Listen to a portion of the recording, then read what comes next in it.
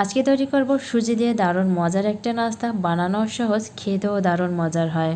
সকালে রুটি, সবজি, ভাত এগুলো বানাতে যখন হাতে সময় কম থাকে, ঝটপট এই নাস্তাটা তৈরি করে নিতে পারেন। চাইলে বাচ্চাদের টিফিনও দিতে পারেন। একটা মিক্সিং বলে দিয়ে দিয়েছি 1 বাটি সুজি, তার সাথে দিয়ে দিয়েছি হাফ বাটি দই আর 1 বাটি থেকে একটু বেশি পরিমাণে জল দিয়ে দিয়েছি। এবার এটাকে মিশিয়ে নেব। আমি এখানে ছোট দানা সুজি ব্যবহার করেছি, আপনারা চাইলে মোটা দানা সুজিও ব্যবহার করতে পারেন। এবার এটাকে 5 মিনিট ঢাকা দিয়ে রেস্টে রেখে দেবো।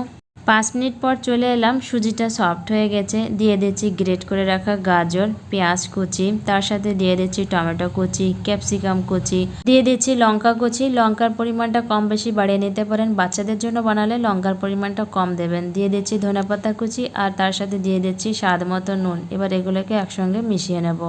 সকালে ঘুম থেকে উঠে রুটি, সবজি এগুলো বানানোর যখন হাতে সময় কম থাকে, ঝটপট এই নাস্তাটা তৈরি করে দিতে পারেন। সুজির ব্যাটারটা ঘন আছে, তাই সামান্য পরিমাণে জল দিয়ে দিচ্ছি। এবার এটাকে মিশিয়ে নিচ্ছি। এখানে সবজির পরিমাণটা আপনারা কম বেশি বাড়িয়ে নিতে পারেন, আপনাদের পছন্দ মতো সবজিও এখানে অ্যাড করে দিতে পারেন। নাস্তাটি বানানোর জন্য গ্লাস নিয়েছি, গ্লাসে তেল ব্রাশ করে নিচ্ছি। দিয়ে দিচ্ছি 1/4 চা চামচ বেকিং সোডা। এবার এটাকে ভালোভাবে মিশিয়ে নেব। বেকিং সোডা দেওয়ার পর ব্যাটারটা ঠিক এরকম করে রাখতে হবে, একদম পাতলাও হবে না, একদম ঘনও হবে না। এবার এই ব্যাটারটা গ্লাসে দিয়ে দেব। আপনারা চাইলে এই নাস্তাটি ছোট বাটি বা ইডলি স্ট্যান্ডও তৈরি করে নিতে পারেন যদি গ্লাসে তৈরি করতে না চান, আর এভাবে গ্লাসে করেও তৈরি করতে পারেন। একটা ডিশে জল গরম হয়ে গেছে, এবার গ্লাসগুলো দিয়ে দেব। এবার এই ডিশের ভেতর গ্লাসগুলো সমানভাবে বসিয়ে দিতে হবে, যাতে পড়ে না যায় সেদিকে খেয়াল রাখতে হবে। এবার এটাকে ঢাকা দিয়ে হতে দিতে হবে।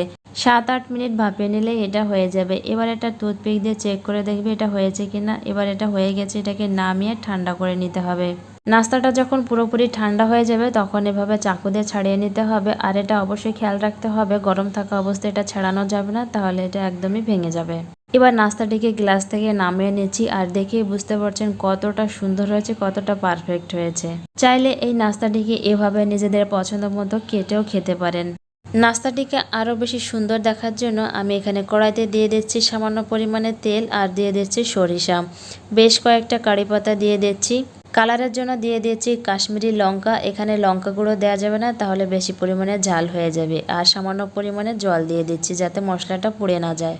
এবার এটাকে একসঙ্গে ভালোভাবে মিশিয়ে নেব। জলটা সামান্য শুকিয়ে আসলে এর ভিতরে নাস্তাটা দিয়ে দেব, আর নাস্তাটা দিয়ে এভাবে গোল গোল করে নাস্তার গায়ে খুব ভালোভাবে লাগিয়ে নিতে হবে। এভাবে নাস্তার গায়ে লাগিয়ে নিলে দেখতে অনেক বেশি সুন্দর লাগবে। নাস্তাটাকে খুব ভালোভাবে এভাবে লাগিয়ে নেব, আর লাগিয়ে নেওয়ার পর সামান্য পরিমাণে একটু ফ্রাই করে নেব, হালকা করে, একদম হালকা করে এটাকে একটু ফ্রাই করে নিতে হবে। এবার এটাকে ঠান্ডা করে কেটে নিতে হবে।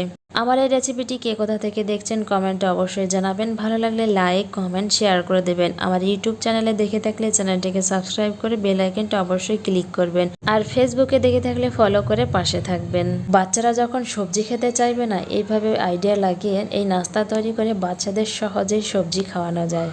যখন রুটি, সবজি এগুলো বানাতে হাতে সময় কম থাকে, ঝটপট সুজি দিয়ে এই নাস্তাটা তৈরি করে নিতে পারেন, আর খেতে দারুণ মজা লাগে। চাইলে এভাবেও খেতে পারেন, আপনাদের পছন্দ মতো চাটনির সঙ্গেও পরিবেশন করতে পারেন। বাড়িতে অবশ্যই একবার ট্রাই করবেন, ট্রাই করে জানাবেন কেমন হলো।